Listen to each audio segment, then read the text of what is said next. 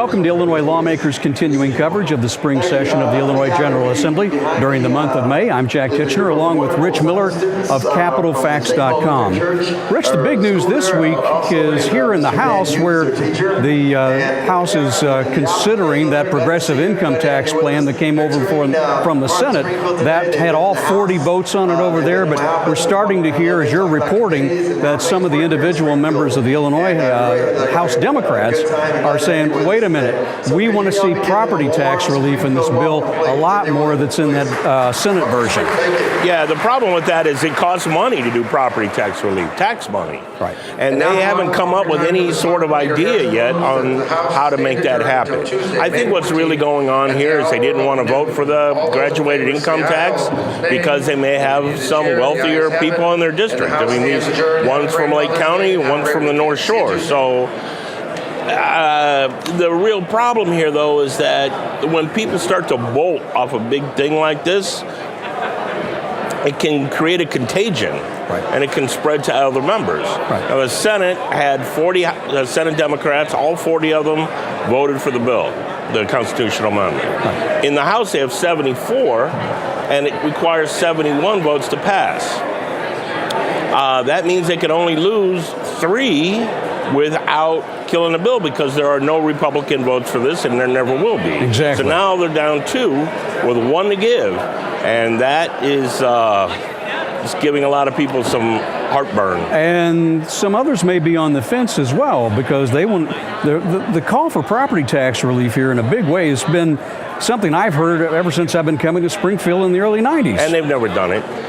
They've done some things like property tax caps, limit the growth by 5%, what have you. But they've never really done that because it requires more state money. The money has to come from somewhere. Your schools have to pay your teachers, your principals, your superintendents, your janitors, everything.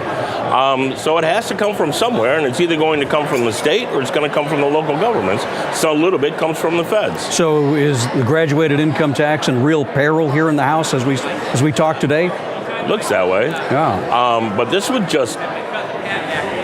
take down the governor's entire 4-year plan. I mean, he campaigned for 1.5 years on this graduated income tax. He also made the mistake, I think, in retrospect, in thinking he could do something with the property taxes along these lines. And the property tax relief built into his own plan is very small. The bill that was passed by the Senate, while significant, it's unlikely to actually happen because it requires, again, levels of state funding that isn't really happening. Well, the other thing that's not happening so far is I haven't heard of any leaders meetings since they first got together after the inauguration, and we're well into the month of May now. That's an issue that may blow up, the progressive income tax, as well as all these other things that are circling, like capital, sports betting, legalized marijuana, you name it. Yeah, it's in the past, the leaders' meetings have been advertised, and we've known about it, we've covered it. Right. The meetings that they have, which aren't that many, with all the leaders, I think there's just been a couple at that. Right. He has been meeting one-on-one with leaders all year, though, okay, and with members in groups. So we're going to see if his tactics are, the cannabis legalization, it's still not there. They're still working on it. I have confidence they're going to pass it, but who the heck knows? I wasn't expecting 2 people to jump off at the same time on the graduated income tax without even giving the governor's office so much as a heads up. So at the bottom line, it's going to be more involvement by the governor's office in this if they're going to get it across the finish line. Yes, much more. And not just his office, because both of these legislators, Sam Yingling and Jonathan Carroll, had met with staff. Yingling had passed up a meeting because he was in Paris during spring break, which was just a couple of weeks ago. But they hadn't met one-on-one with the governor. And, these folks sometimes, they need their hands held, right? They need to be reassured. They need to be given some guidance, perhaps. They need to be listened to. And the governor is allowing his staff to do it rather than, picking up the phone or have them over to the office for 10, 15 minutes. More to come, no doubt about it. Rich Miller, thanks for your insights as always here on Illinois Lawmakers. Coming up on the program, one of the things that lawmakers want to do this spring is try to find a way to pass sports betting in the state of Illinois.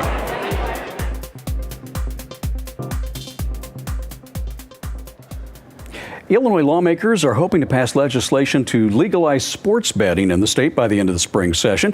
Here to discuss the prospects are House Revenue Committee Chairman Mike Zalewski, a Democrat from Riverside, and House Republican Conference Chairman Tim Butler from right here in Springfield. Representative Zalewski, you've been riding herd on this issue for the last couple of years. The Supreme Court has allowed sports betting to happen. This started out as, 5 bills or 5 amendments, and now it's down to 2. What's the substance? We're basically down to some 3 or 4 top-line issues where we've got to still resolve it among the members, and then we're down to some issues that I think there's some broad sense of consensus. We feel like there should be bricks and mortar licenses for casinos that have invested in Illinois, have employed Illinois residents. We also feel that there needs to be an online component, but we very much have to figure out what happens for a company that's licensed versus non-licensed. We have to figure out the tax rate. We have to figure out the cost of the license fee. We have to figure out if we're going to do something for our horse racing industry. So there's a lot of moving pieces to this. As I understand it, you were talking about the bricks and mortar. There's one for all the in-state stakeholders like riverboat casinos, horse tracks, OTBs, off-track betting, video gaming, and the state lottery. That's one component? We have a lot of gaming stakeholders in this state, and I think it's reflective in the amount of time it's taken to sort of get to a place where they're all included but not over-proliferating themselves. We feel like we do a decent job of balancing that in the amendments, but there's always more room for negotiation with members like Tim, the Republicans, the Senate, and the governor's office. Well, the other component of this is everybody's doing stuff online now. What about DraftKings, Sportsbook, and FanDuel and all that? Well, that's certainly a component we have to take a look at. I know the amendments that Mike introduced, one of the amendments has the ability for those folks to participate as well.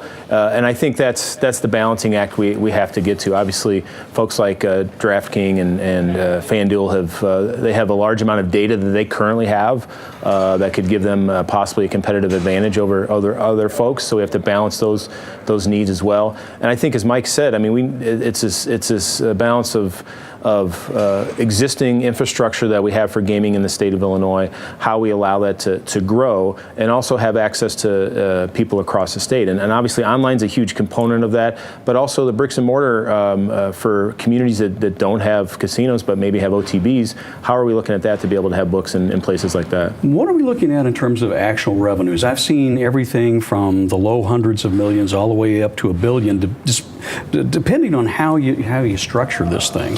Well, the governor set a marker of about $212 million in fiscal year 20 in licensing fees. Depending on the permutation of what we decide on, you probably can get there. You probably can get anywhere between $250 and $350 million. Once you start taking online licenses away, which we don't want to do, but may be negotiable. Once you start dealing with the skins, which are like these affiliated online sites, you lose the governor's introduced number a little bit. We feel under pressure to get to the governor's introduced number. We think we can, and we've made good progress there. And because the two of you are sitting here, I get a sense that there is some bipartisan agreement on this whole thing. Well, I don't think we've reached an agreement yet. I think there still has to be a lot of discussions between the two parties. Certainly, there's a lot of us in the House Republican caucus who are interested in sports gaming and the overall gaming issue, and this obviously ties into that. But I think as we progress over here over the next few weeks, we're going to have some more discussions moving forward and figure out if there is a way. I mean, we want to be helpful to the governor. I mean, we would like to help craft a budget if we can. This is a big part of what the governor would like to do when it comes to the budget, and so we're certainly willing to be a part of the process and negotiate on this. How does this tie into communities that want land-based casinos? The city of Chicago has kind of weighed in on this. They want a casino license. They've been wanting that for as long as I've been coming to Springfield, practically.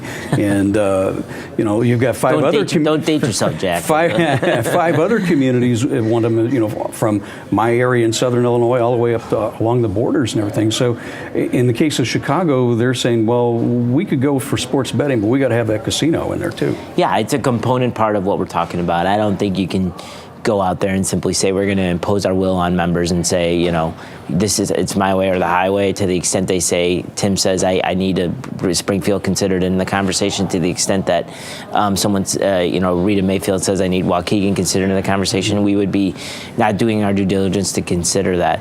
I think it's very much incumbent upon the negotiators to remit amendments to the leaders, say this is where we can get 60 votes, this is where we're short, and then there's got to be a meeting of the minds on what makes the most sense in terms of combining or separating the items. Now, some of the more traditional casino folks are saying, the rates on this, the tax rates on this are going to be too high.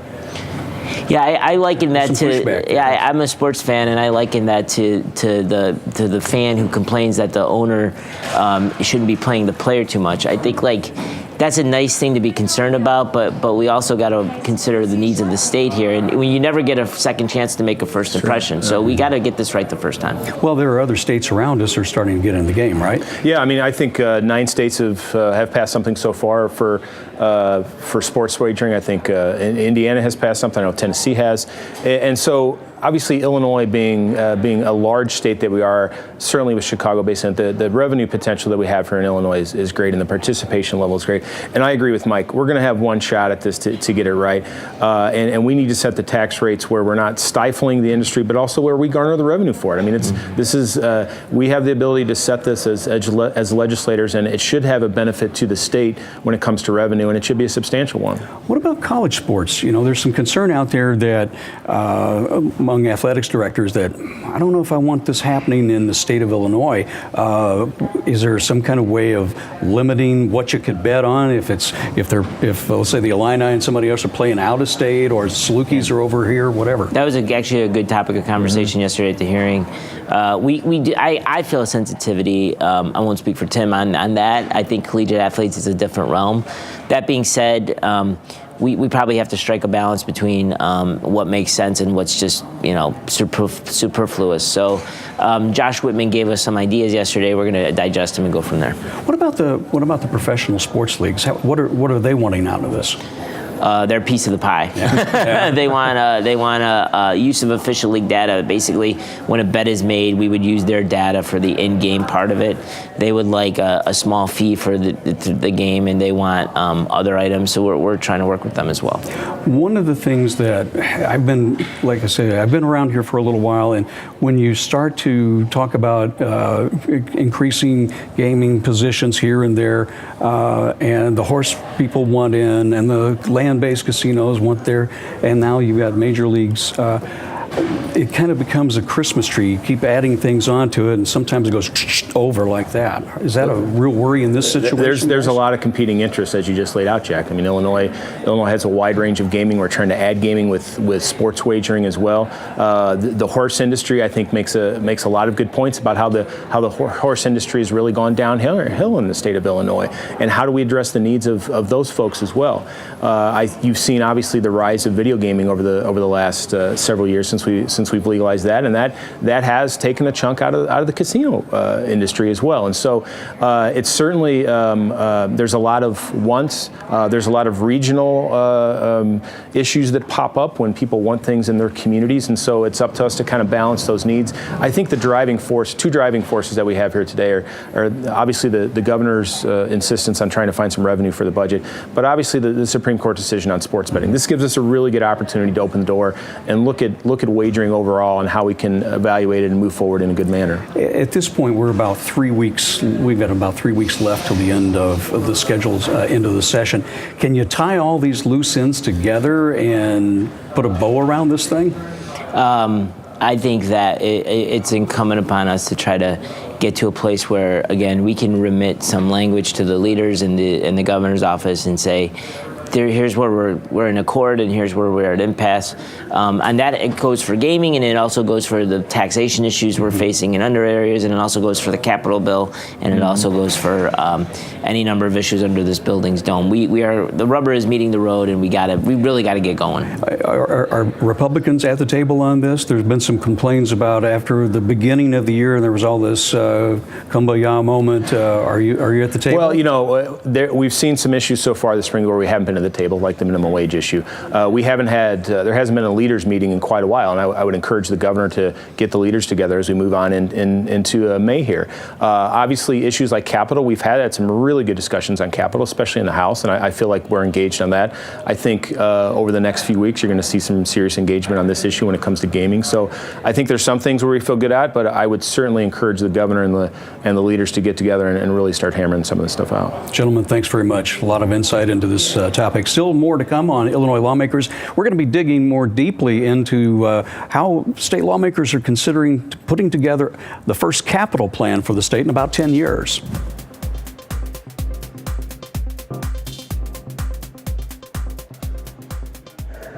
Illinois hasn't had a capital bill for new roads and bridges and other projects since about 2009, but that may be about to change if lawmakers have their way here at the state capitol this spring. Joining us now on Illinois Lawmakers, Democratic Senator Martin Sandoval of Chicago, the chairman of the Senate Transportation Committee. He's joined by Senator DeWitte of St. Charles. He's the Republican spokesman on the Senate Transportation Committee. Good to have you both here. This is kind of dragged on since the Quinn administration. We haven't had one since Quinn was governor. A lot of pent-up demand to get the bulldozers rolling. Look, this is nothing new to anybody in Illinois. Leader DeWitte and myself, in a bipartisan way, have been holding hearings throughout the state of Illinois. We've had like 7 or 8 hearings since January. We've taken the show on the road, taken it to the people, because we get criticized a lot because we're not listening to people. And so we've taken the show on the road, and this is not an idea. Raising revenue to invest in our infrastructure is not an idea that we just woke up one morning and said, this is something we should do.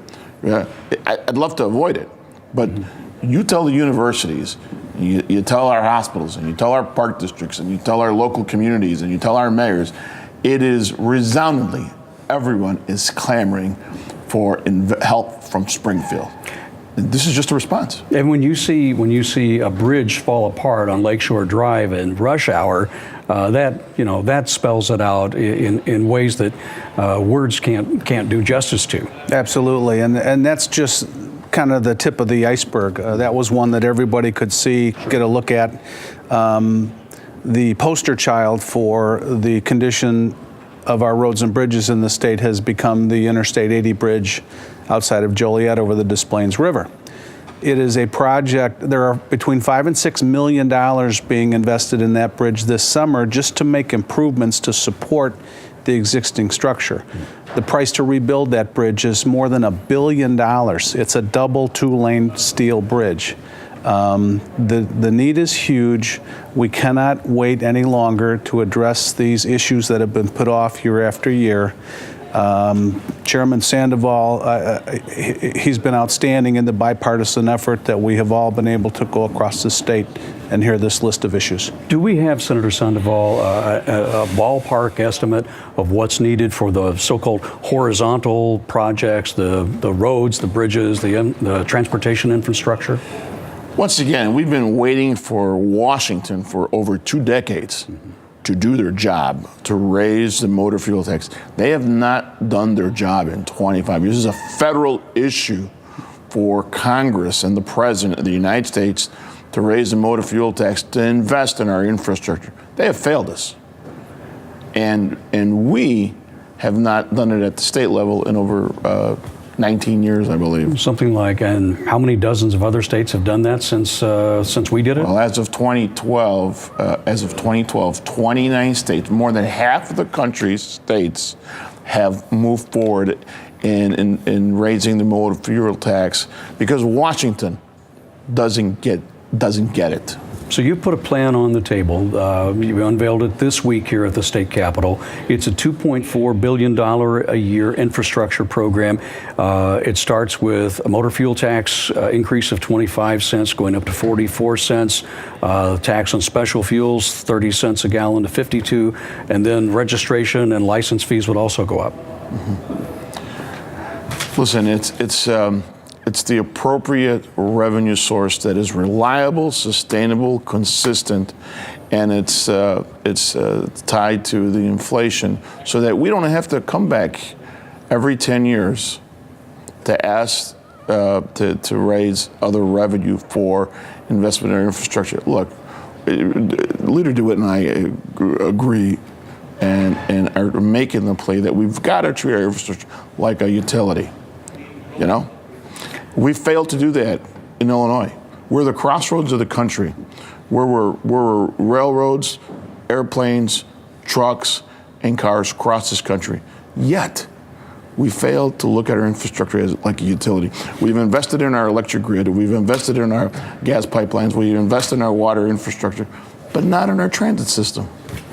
Yeah, Jack, I would only add that I think one of the goals that we all are working towards is to make sure voters are aware of just what the need is and how they have to be contributing to the resolution of this problem. The gas tax hasn't been raised since 1990. It's 19 cents a gallon. The analogy I like to use with people, if the average driver in the state of Illinois drives 20,000 miles with a vehicle that gets about 20 miles to the gallon, that average driver buys about 1,000 gallons of gas a year in the state. They pay 19 cents a gallon on each gallon of gas they buy. It's $190 a year. Most people pay more than that for their cell phone service on a monthly basis.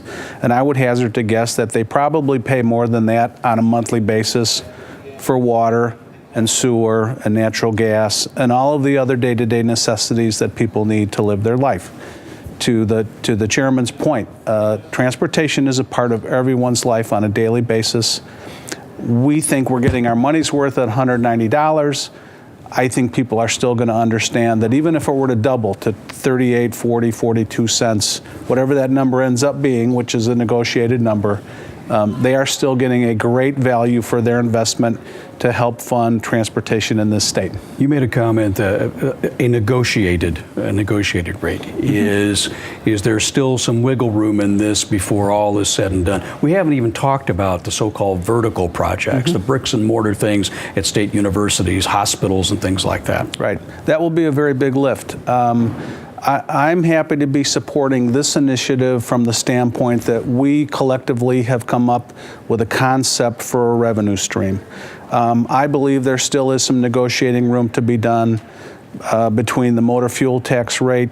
The Illinois Chamber of Commerce proposal had an exclusion to wind down the state sales tax on gasoline. That's 6 1/4, right? It's 6%. They would wind it down over a 5-year period. I think that's the least we can do for voters to try to help offset what we're going to ask for in an increase in the motor fuel tax, as an example. Are you worried about the sticker shock, though, from people back home who are saying 25 cents? Or, my gosh, on an electric car, you're going up to $1,000 for registration for one of those things? No, people always get sticker shock. When it was Social Security, people got sticker shock. When it was, Medicaid, when it was Medicare, people get the sticker shock. When it's a, major jobs bill in Illinois, people get a sticker shock. It's just part of the process. I understand it. I appreciate it. I would rather not do this. I would rather not do this.